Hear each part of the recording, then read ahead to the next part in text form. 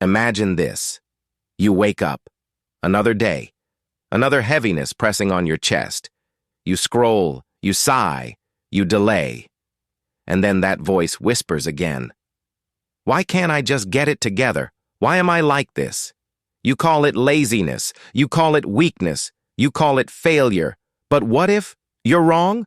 What if I told you you're not lazy, you're not broken, you're just lost, and being lost might be the most important chapter of your life? Stay with me, because by the end of this video, you'll realize this fog you're walking through, this weight you carry, it's not the end. It's the moment just before something powerful begins. You're not alone.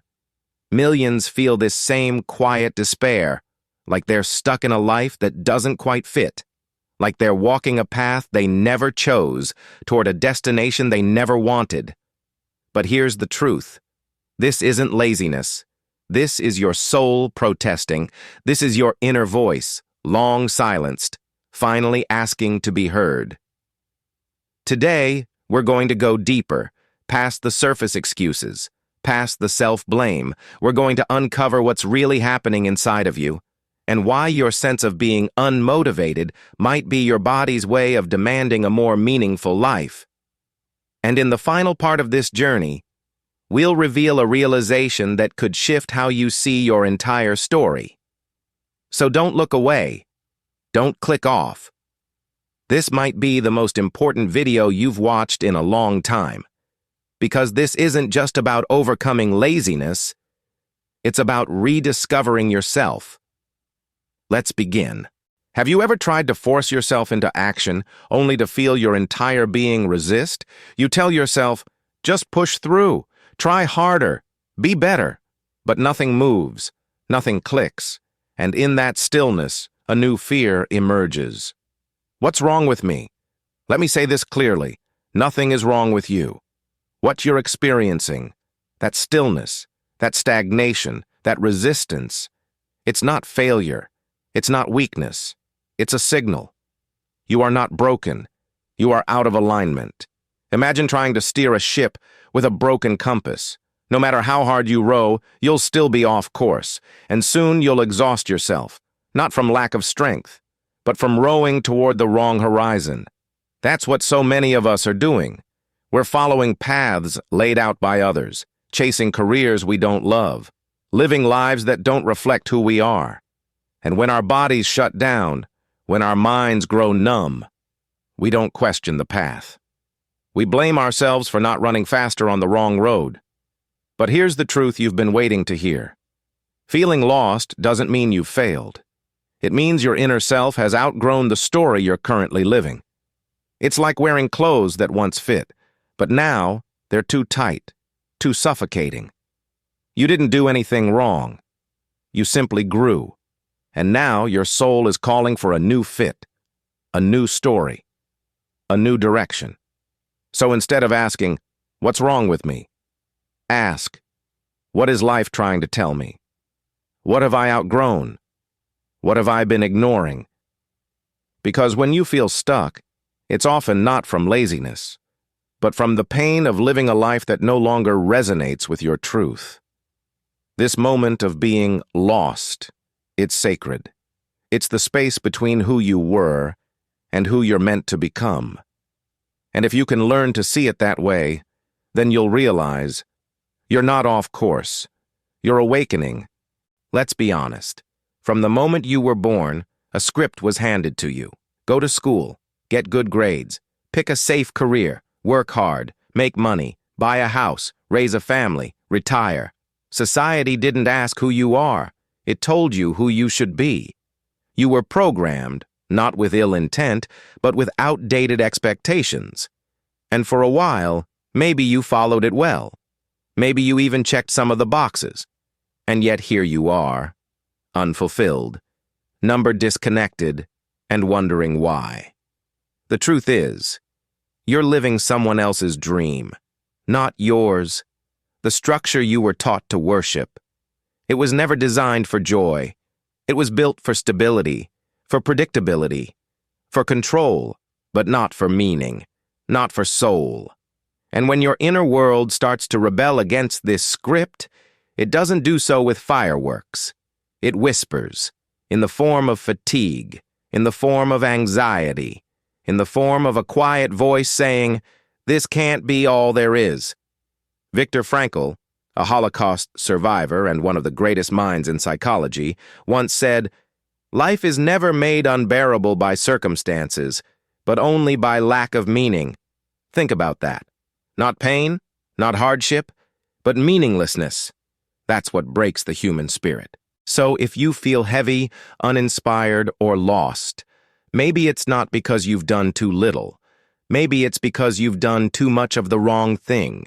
You've built a life on blueprints never meant for you. You've spent years running a race on a track you never chose. And now your soul is screaming, "Stop, this isn't mine. This isn't failure. This is clarity. This is your wake-up call. It's time to stop living by default, to tear up the old script and write your own. One line, one breath, one brave decision at a time. Because no one else can live the life you were meant for. And maybe, just maybe, that's why you felt so lost. You're not failing the system. The system is failing you. Why are you so tired? Not physically, not just emotionally, but spiritually. That deep exhaustion, the kind sleep doesn't fix, it's not because you're doing too much. It's because you're doing too little of what actually matters to you. Let's go deeper. Every one of us operates on a set of inner values. Principles that make us feel aligned, alive, authentic. Some of us value creativity, others, connection. Some crave freedom, others, growth. These values aren't always obvious, because we've buried them beneath years of shoulds. I should be productive. I should be responsible. I should make money, even if it drains me.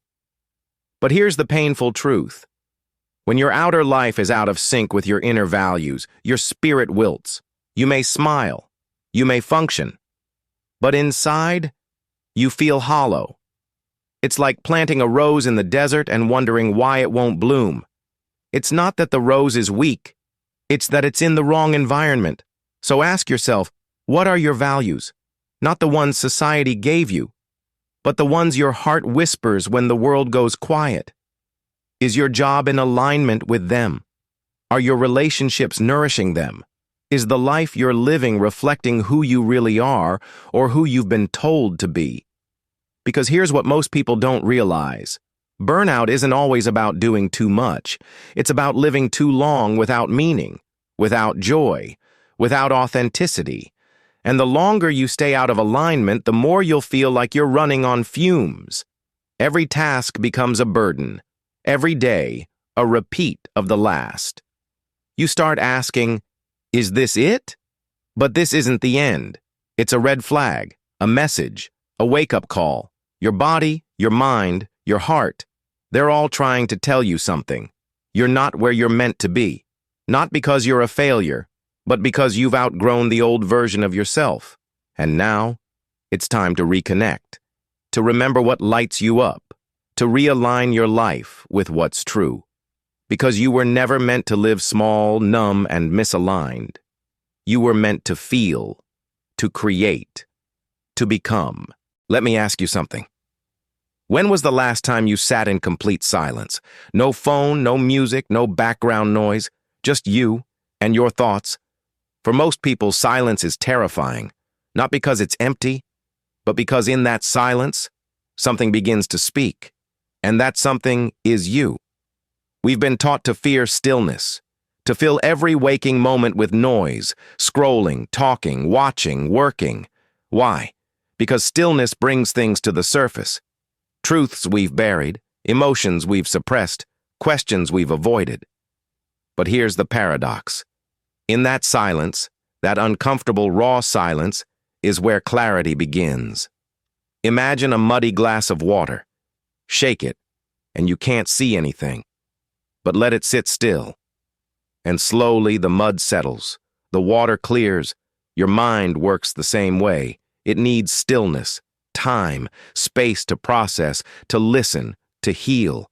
Yet most of us are terrified of what we might find in that space. We fear regret. We fear facing who we've become. We fear realizing we've spent years running in the wrong direction. So we stay busy. We distract ourselves with endless doing. We confuse motion with meaning. But movement without direction is just spinning in circles. And here's the deeper truth. You can't find yourself in chaos. You can only hear the whisper of your soul when the world around you and within you finally quiets down. Carl Jung once said, "Who looks outside dreams, who looks inside awakes." If you're feeling lost right now, maybe it's because the answers aren't out there. They're waiting in the silence you've been too afraid to enter. But that silence, it isn't empty. It's full of wisdom, full of guidance, full of the version of you that you've forgotten. So don't run from the quiet. Sit with it. Listen. Because in a world that never stops talking, your silence might be the loudest truth you'll ever hear. What if feeling lost isn't a crisis? What if it's a season, a necessary season, like winter? We often fear these cold, quiet phases of life, the moments when nothing makes sense, when we feel disconnected, directionless, and numb. We call it depression. We call it stagnation. We call it failure. But nature knows something we forget. Winter is not death. It's preparation. Look at a tree in the dead of winter. Its branches are bare, its growth invisible. To the untrained eye, it looks lifeless. But beneath the surface, in the quiet soil, transformation is happening. Roots are deepening, energy is gathering. And when spring comes and it bursts forth with life no one saw coming. What if your life works the same way? Right now, you may be in a winter of the soul, a time of retreat, of unknowing, of letting go. It doesn't feel inspiring. It feels empty, scary, silent. But maybe that silence is sacred. Maybe that emptiness is fertile ground for something new. You see, we live in a culture that celebrates constant bloom, always producing, always visible, always on. But real growth doesn't happen in the spotlight. It happens in the dark, in the quiet, in the hidden spaces where no one is clapping, but everything is shifting. So if you feel lost, don't panic. Don't rush to fix it. Don't force clarity when what you really need is stillness. Because in the grand cycle of becoming, winter always comes before spring. This is your time to shed what no longer fits, to sit with your roots, to rediscover who you are when nothing external is blooming. And when spring does come, when the sun rises again on your purpose, you will emerge stronger, clearer, more aligned, not because you ran from the winter, but because you honored it. So breathe, be patient with yourself, and remember, you're not broken. You're in season. We've been told a lie, a beautiful, poetic lie, that somewhere out there, maybe in a book, a job, a person, or a spiritual awakening, we'll find our purpose, as if it's waiting, perfectly wrapped, at the end of some road we haven't traveled yet. But here's the truth that most people don't want to hear. Your purpose isn't found, it's created. It's not something you stumble upon. It's something you build, through action, through exploration, through doing things, and realizing whether they set your soul on fire or not. We keep waiting for a lightning bolt, for that aha moment that changes everything. But purpose doesn't arrive like magic. It arrives through momentum, tiny, imperfect steps that lead you closer to something that feels right. Let me say this loud and clear. Clarity comes from movement, not meditation. You don't think your way into purpose. You live your way into it. Start with this question. What makes me come alive? Even just a little. Not what's impressive, not what's profitable, not what others expect, but what pulls you in, what makes you lose track of time, what gives you that quiet feeling of, this matters. And maybe at first the answer isn't huge. It might be drawing, gardening, volunteering, writing something no one reads, It doesn't have to be your life's mission. It just has to feel true, right now. And from there, you build. One brick, one breath, one yes at a time. Over time, these small actions form patterns, and those patterns create direction. And direction, not destination, is what gives life meaning. So stop asking, what is my purpose? Start asking, what can I create today that feels aligned with who I am? Because you are not a puzzle missing a final piece. You are an artist staring at a blank canvas, and your purpose is whatever you have the courage to paint. Remember this, you don't find your path, you walk it into existence. So now that you know you're not broken, that being lost is a season, not a sentence. The question becomes, how do you begin again? The answer isn't found in some grand reinvention or massive leap. It begins in the smallest, gentlest moments, moments of reconnection. Start with joy. Yes, joy. Not the loud, Instagrammable kind, but the quiet kind. The kind that makes you smile when no one's looking.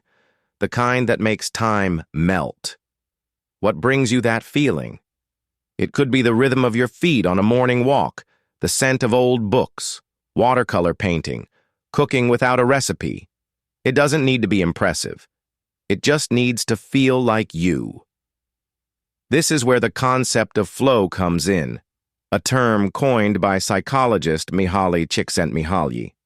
Flow is when you're fully present, not thinking, not doubting, just being. You lose track of time because you're completely immersed in something that matters to you. These moments aren't just nice, they're healing. They anchor you back to your essence. They remind you that your worth is not in your productivity, but in your presence.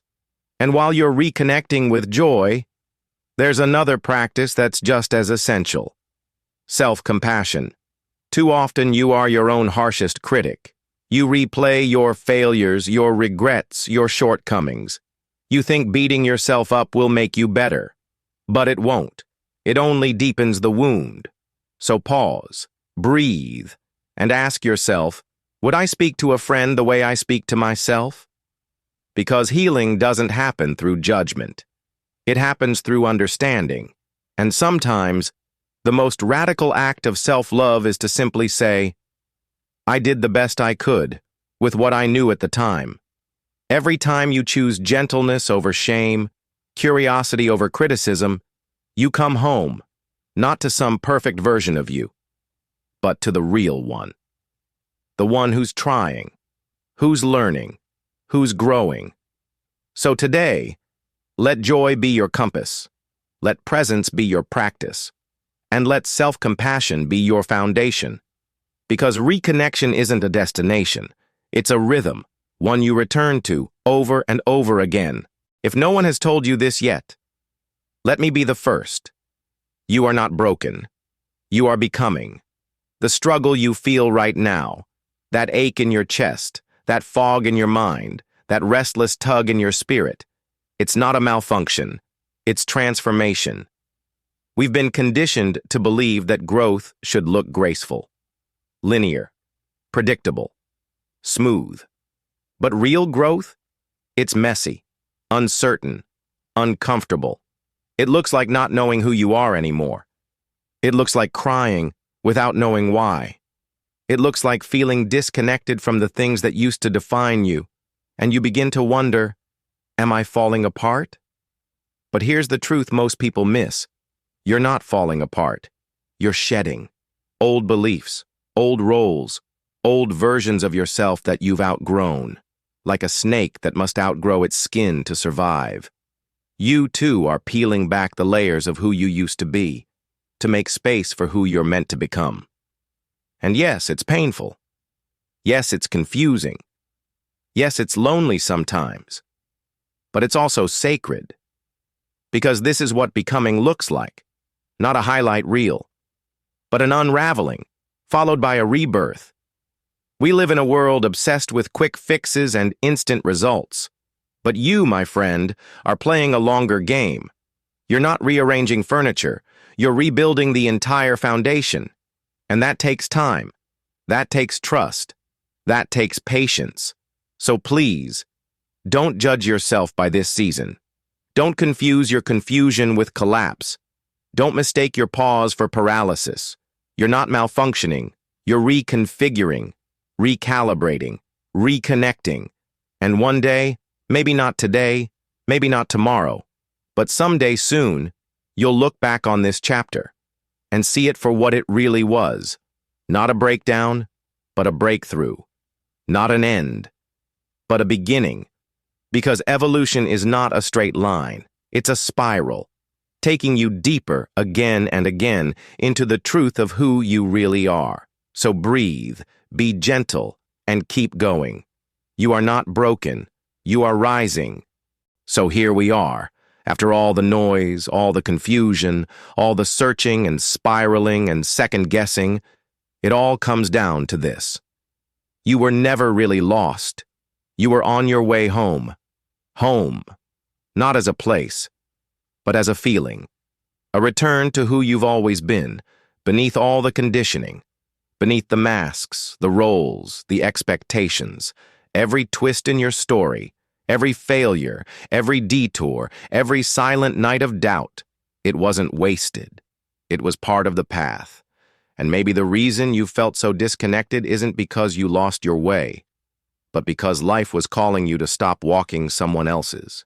This, all of this, has been a journey not of addition, but of subtraction, letting go, stripping back, burning down everything that's not truly you, so that what remains is raw and real.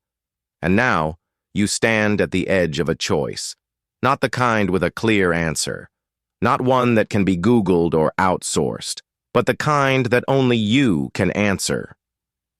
Mary Oliver once asked, "Tell me, what is it you plan to do with your one wild and precious life?" Let that question echo inside you, not to pressure you, but to free you. Because this life, your life, doesn't need to be perfect. It just needs to be yours. So, will you keep running from yourself? Or will you sit down, breathe deep, and begin again, from the inside out? Will you keep waiting for a sign? Or will you become one? For someone else, someday? You don't need to have it all figured out. You just need to take the next step, and then the next, and then the next. One honest moment at a time. One small act of courage, one quiet promise whispered in the dark. I will not abandon myself again. So wherever you are, whatever part of the journey you're in, know this. You are not lazy. You are not broken. You are not lost. You're becoming.